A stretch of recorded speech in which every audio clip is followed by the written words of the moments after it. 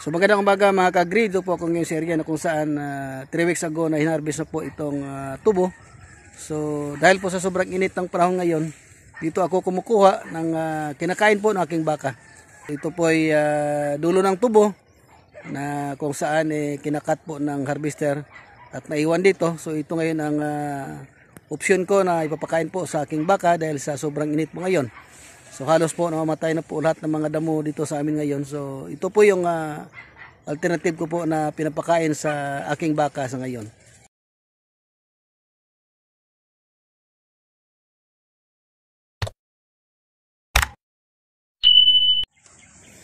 Okay, so ito po yung kinukuha ko mga ka-agri. Ito po yung dulo po ng tubo, no? So ito po yung kinakain po ng aking baka. So kahit na tuyo na po, pero kinakain po ng aking baka.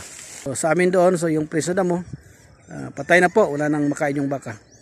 So ito, tumutubo, itong mga tubo, tumutubo ito kasi sa ilalim nga malamig, no? Kasi tinatabunan ng patay na dahon ng tubo. Okay, so napuno na po yung sako po natin. Dadalhin ko na po ito sa aking baka para ipakain po.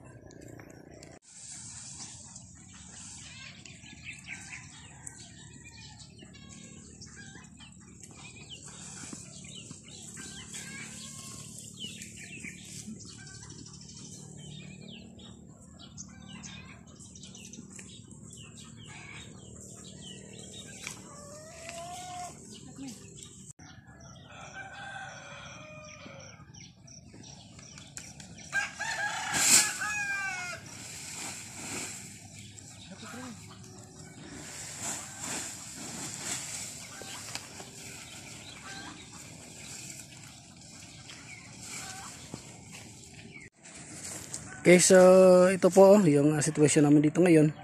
So dry na po, no, at saka wala na pong makain yung baka. Halos tuyo na po yung mga damo po dito sa loob po ng aming area.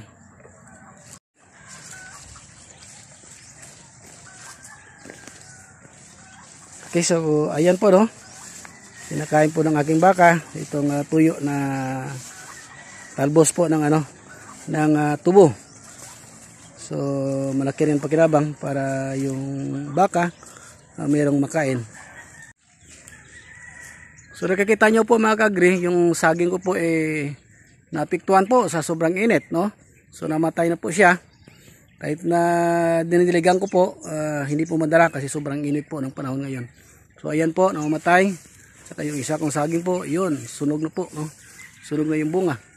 Saka kukuha ka na ng puso, pero yun, sa tindi ng init, nasusunog po.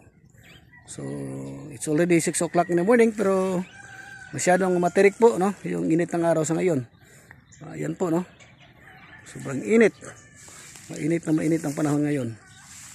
Ayan. So, ito rin po yung isa kong saging, nalakatan. So, natumba rin po sa tindi po ng init. Every morning po, ito yung ginagawa namin. Ilagay dito sa loob. Tumutulong ko siya sa pagkuha po ng pagkain sa aming mga baka. Ito na yung bata pa, natututo na para paglaki, hindi na magsawa sa ganito mga gawain.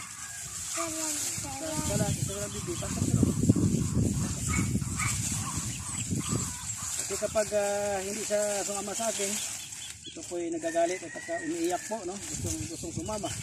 Every morning, ito po yung ginagawa ko. Nagawa namin, sinukuha ng pagkain sa aming alagang baka.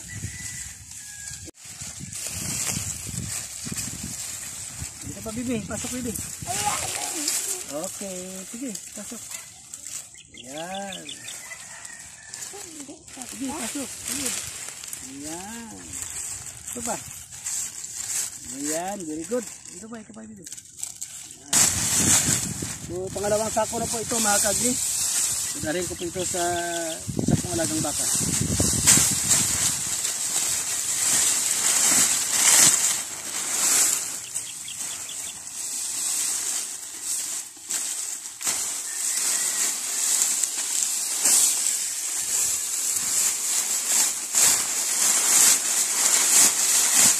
Tulog ba, be? Antok pa, antok? Antok pa? Antok pa yung tanong dito, farmer. Actually po, kagiginsin lang po niya, no? Kaya pumunta ka agad dito para masabay po sa pag-vlog.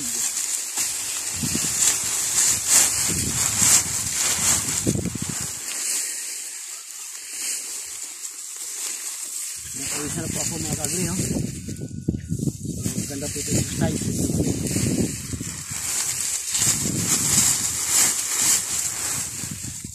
Tabo.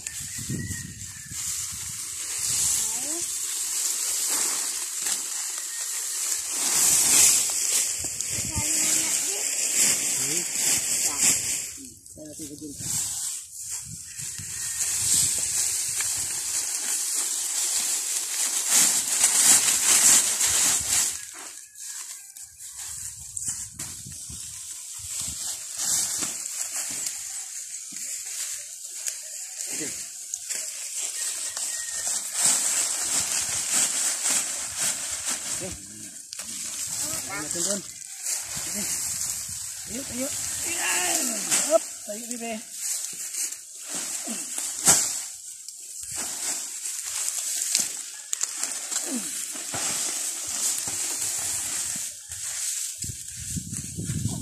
Uy.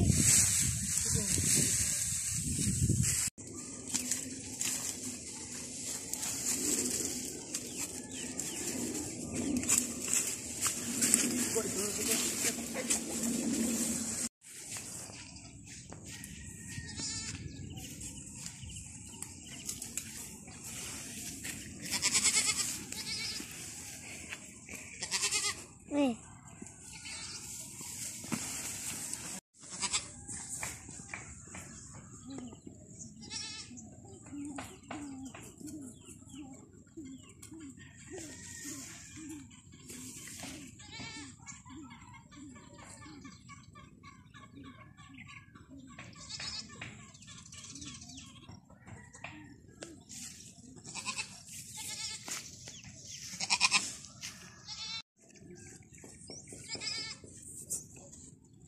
Kain na po ng ating baka, yung dahon ng, tubo. Kahit paano, mayroon pong makakain yung ating baka.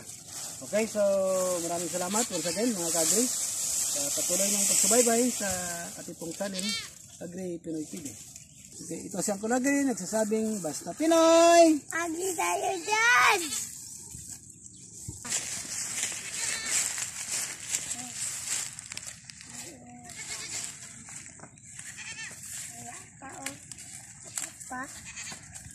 Wala ba gani? Makain pa siya, be.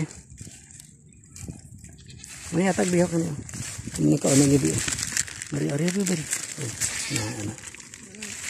Atag siya para ano. Kaon pa siya, be. Ay, nagani. Oh.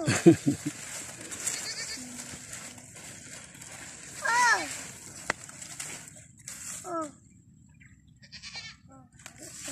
Jadi isa. Sari. Ayaw mo lang, be. Okay. Okay.